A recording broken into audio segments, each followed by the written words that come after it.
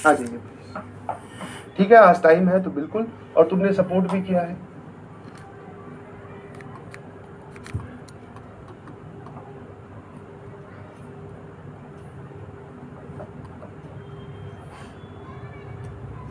आ जाइए।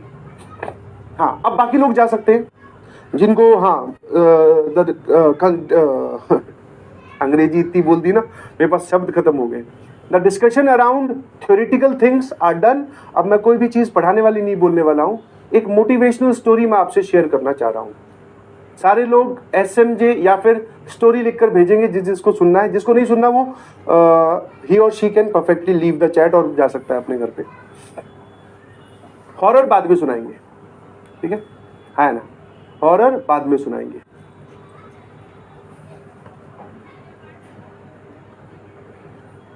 ठीक है।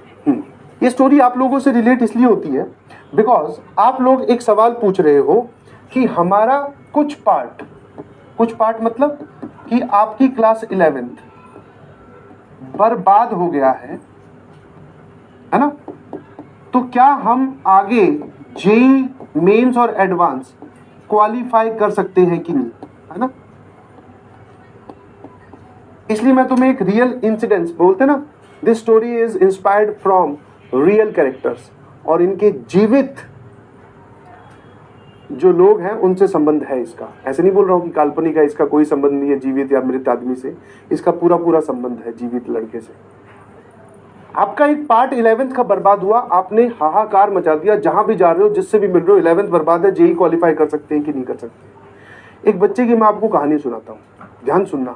और अभी मेरे को 5 मार्च को वो मिला था, 5 मार्च फ्राइडे एम्स हॉस्पिटल में मेरी उससे मुलाकात हुई। ध्यान से सुनना प्लीज। कुछ दिनों से जो पुराने अर्जुना के हैं वो शायद जानते होंगे, वाइफ की तबीयत थोड़ी ठीक नहीं थी तो मुझे एम्स जाना पड़ता है रेगुलरली।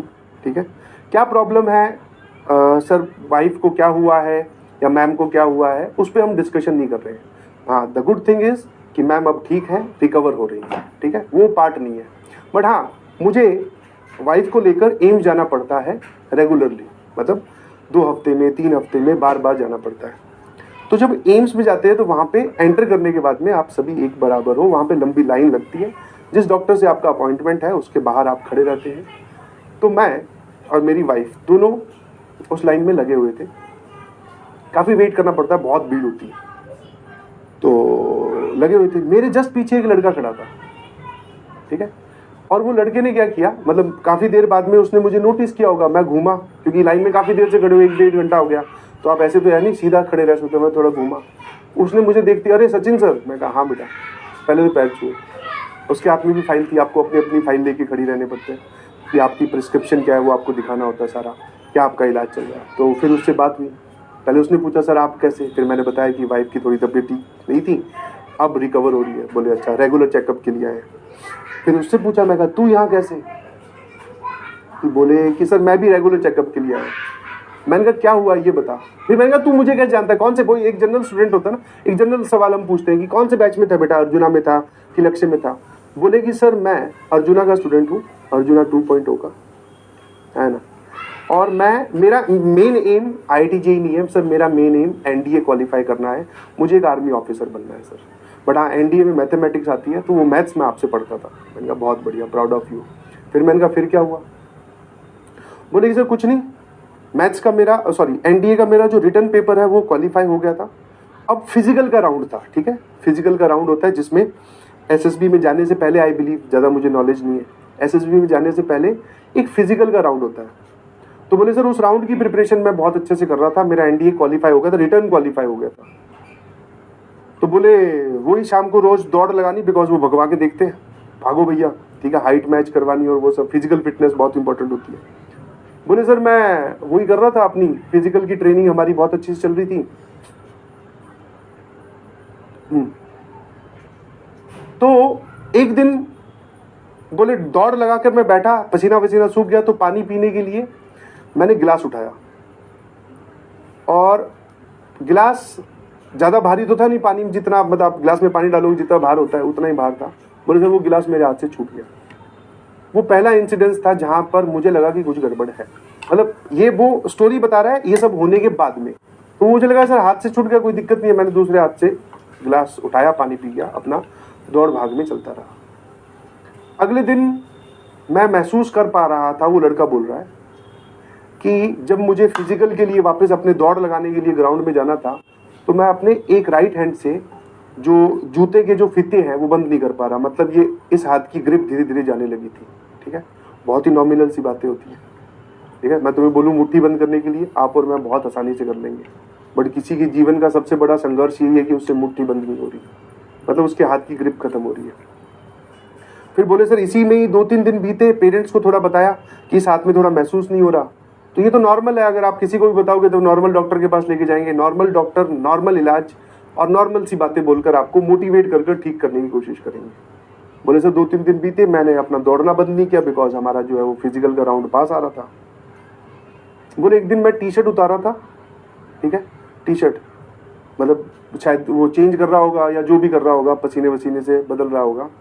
बोले मैं टी शर्ट उतारा था तो मेरे दोनों घुटने अपने आप मुड़ गए, मतलब खड़ा हो गए, वो टी शर्ट चेंज कर रहा था, तो बोले मैं धड़ाम से गिरा सर। ठीक है, धीरे धीरे धीरे धीरे धीरे धीरे करते करते इन टुकड़ों, टाइम के टुकड़ों में उसकी बॉडी पूरी की पूरी पैरालाइज होगी। मतलब अच्छा खासा 19-20 साल का लड़का, हाँ, घूमता घामता दौड़ लगाता हुआ धीरे धीरे विदिन, बोले सर 1 हफ्ता या 8 या 9 दिन लगे होंगे, मैं पूरा कंप्लीटली बेड पे था, जिसमें अब क्या हालत थी, वो हाथ की ग्रिप लूज होने से अब सिर्फ मेरी आंखों की जो पुतलियां होती है सिर्फ वो ब्लिंक कर रही थी। ना मैं बोल सकता था, ना मेरा हाथ उठ रहा था, ना मेरे उंगलियां हिल रही थी, ना मेरा पैर हिल रहा था। मैं कंप्लीटली बेड पे लेटा हुआ था।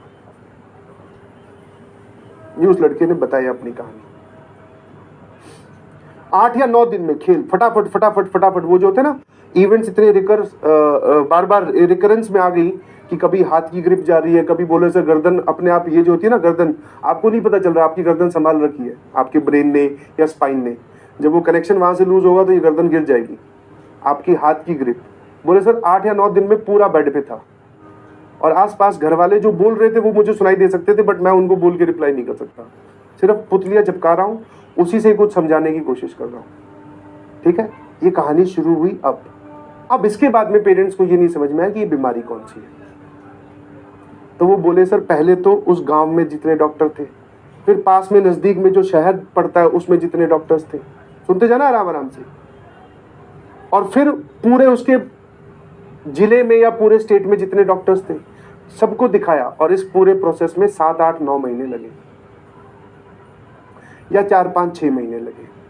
6 महीने जाकर किसी ने बताया कि भैया एम्स में इलाज होगा इस बीमारी का, आप एम्स जाइए। एम्स में जाते ही आपको अपॉइंटमेंट इतनी आसानी से नहीं मिलता आपको। ठीक है, अपॉइंटमेंट आप अभी जाकर, खुदा ना खास्ता भगवान करे आपको कभी अपॉइंटमेंट लेने की जरूरत ही ना पड़े। ठीक है, बट अगर कभी लेना पड़ा तो ऐसा नहीं होता कि सर कल मुझे उस डॉक्टर को दिखाना तो कल का मिल जाए। जाके उस लाइन में खड़े हो गए ना तो डॉक्टर का अपॉइंटमेंट मिलेगा 4 महीने बाद, 3 महीने बाद। तो वो बोल रहा था लकीली मुझे 1.5 महीने बाद में डॉक्टर का अपॉइंटमेंट मिल गया। डॉक्टर को आकर बीमारी दिखाई, डॉक्टर को बीमारी समझ में आई, उन्होंने इलाज चलाया, जो बीमारी थी उसका। सर धीरे धीरे धीरे धीरे मेरी मूवमेंट वापस से आनी स्टार्ट हुई। मैं जो वह चलने फिरने में मुझे वापस से दर्द होना स्टार्ट हुआ। अब मेरे लिए चलना, गिलास पकड़ना, ठीक है, ग्रिप बनाना, ये अब आम काम नहीं रहे थे मेरे लिए, बहुत मुश्किल वाले काम हो गए थे सर। मैंने कहा ये पूरा कितने प्रोसेस, कितने महीने का टेन्योर है, मतलब कि तेरे साथ ये बीमारी हुई, तूने ये झेला, फिर डॉक्टर को दिखाया, फिर तूने डॉक्टर ढूंढे, फिर तू एम्स में आया और फिर तेरा इलाज हुआ। बोले सर करीबन करीबन ये आप मान के चलो कि 8 से लेकर 9 महीना, मतलब करीबन करीबन आप 1 साल मान सकते हो। 1 साल तक तो मैं बीमारी में ही था। उसके बाद में सर दवाइयों की मदद से मैं रिकवर होना स्टार्ट हुआ, और सर मैं रिकवर हो के अब मेरी हालत ये है। फिर मैं पहले वही बोलता ना, बेड से पहले बैठने पे आए, बैठने से फिर चलने पर आए, चलने से फिर थोड़ा थोड़ा हिलने डुलने पर आए, हिलने डुलने पे जब वो लड़का मेरे पीछे खड़े होकर मुझे ये स्टोरी सुना रहा था तब वो एकदम फिट एंड फाइन था। मैं कहा अब तो तू यार बहुत सही लग रहा है। बोले सर वापस। मैंने कहा अब क्या है। और एक और मजे की बात, जो एटीट्यूड उससे मैंने उस दिन सीखा, ये पूरी कहानी बताते वक्त कहीं पर भी चेहरे पे कोई उदासीन नहीं था। मतलब कि अगर आप उसको नॉर्मली दिखा दो तुम्हें सामने लाके, तो तुम बता ही नहीं पाओगे कि किस चीज से गुजर क्या है। एकदम खुश होकर बता रहा था। या तो पता नहीं मुझसे मिलने की एक्साइटमेंट थी, या फिर शायद उसकी वो बॉडी लैंग्वेज ही थी। या फिर वो देख चुका था कि क्या क्या समस्याएं आती है और कैसे समस्याओं को हराया जाता है। एकदम खुश हो गए, बोले सर ये हुआ, ऐसे ऐसे किया। मैंने कहा अब क्या है? बोले सर अब मैं ठीक हूँ। मैंने कहा फिर यहाँ क्यों आया हुआ है? बोले सर रेगुलर चेकअप के लिए। दिखाना पड़ता है ना कि बॉडी में कि मैं सही डायरेक्शन में रिकवर कर रहा हूँ कि नहीं, कहीं कुछ ज़्यादा गड़बड़ तो नहीं हो जाए। मैंने कहा ठीक है। फिर मैं गया, तेरे वो एनडीए बनने वाला है, वो जो तुझे आर्मी ऑफिसर बनना है, एनडीए क्वालिफाई करना है, उसका सपना। बोले सर फिर भर दिया फॉर्म, फिर तैयार हूँ। मैं कहा आजकल क्या करता है? बोले सर फिर ग्राउंड में उतरा हुआ हूँ और फिर दौड़ लगा रहा हूँ। मैं कहा हाँ, मैंने तो बॉडी भी अच्छी बना रखी, अच्छी खासी बॉडी बना रखी थी। बोले हाँ सर पिछले 1 महीने से जम के बॉडी जिम कर रहा हूँ सर। मैंने तेरा मोरल डाउन नहीं हुआ? तेरे को मतलब जीरो से उठाकर भगवान ने पीछे खदेड़ दिया सबसे आगे, तेरा पेपर आने वाला था, तेरी फिजिकल फिटनेस सही थी। बोले सर उसमें क्या है? शायद भगवान कुछ चेक करना चाह रहा होगा। बोले अब फिर आ गया हूं बराबर, इस बार फिर एनडीए दूंगा और फिर फोड़ दूंगा। और तुम किस बात से परेशान हो? सर मेरा 11th बर्बाद हो गया, क्या मैं जेई क्वालिफाई कर सकता हूँ? ठीक है ना? आई बिलीव उस लड़के की फोटो मेरे पास हो तो मैं आपको दिखाऊं जरूर। जरूर है, क्योंकि बाहर निकलते वक्त मैंने उसको बोला, मैं कहा भाई 1 सेकंड रुकना, एक फोटो मुझे तेरे साथ खिंचवानी है। बोले सर क्या हुआ? मैं कहा नहीं, ये जो तेरे से बातें करके जो मेरे में पॉजिटिविटी आई है वो आई होप आप देख सकते हैं। 1 सेकंड देख पा रहे हो? ये जो पीछे लड़का खड़ा है ये मैं हूं, ये पीछे लड़का खड़ा है ये वाइफ है। अब धुंधला इसलिए आ रहा है बिकॉज वो फोकस में नहीं है शायद, है ना? ये है वो 5 मार्च की बात है। ठीक है, तो my request to all of you is कि अगर भगवान ने किसी वजह से तुम्हें पीछे खींच के खड़ा किया है या तुम्हारा कोई पार्ट बर्बाद हुआ है तो दैट डजेंट मीन कि आप हमेशा के लिए पीछे हो गए हो। ठीक है, फिर से उतरना है मैदान में, फिर आपको अपना 100% देना है और फिर सबके बराबर, इनफैक्ट सबके बराबर भी नहीं, सबसे आगे आगे खड़े हो जाए। ठीक है, तो ये सवाल पूछना बंद कर दीजिए, ये सवाल पूछना बंद कर दीजिए, बिकॉज इससे पूछने से कुछ नहीं होगा, इस पे एक्ट करने से कुछ होगा। अब चाहता तो ये लड़का भी आराम से, मेरे ख्याल से तुम्हारे से तो ज्यादा ही इसकी क्रिटिकल सिचुएशन है और जेन्युइन भी है, ये तो बोल सकता था अपने पेरेंट्स को कि अब मैं क्या करूंगा, क्या मैं कर सकता हूँ, मेरे तो भगवान ने ये बीमारी दे दी। नहीं, सब ओवरपास करते हुए, सब ओवरपास करते हुए now in a better situation he is.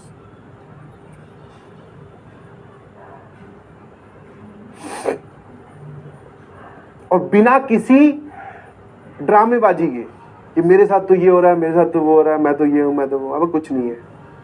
जो करने वाले होते हैं ना वो दूसरों को गिनवाते नहीं कि मेरे साथ क्या चल रहा है। ठीक है, I hope this story will be motivational enough for all of you to get started, get back to your line, या फिर वापस शुरुआत करने के लिए आपके लिए इतनी बहुत होगी।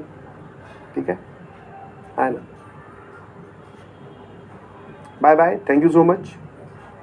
बहुत जल्द फिर मुलाकात होगी। जो होमवर्क दिया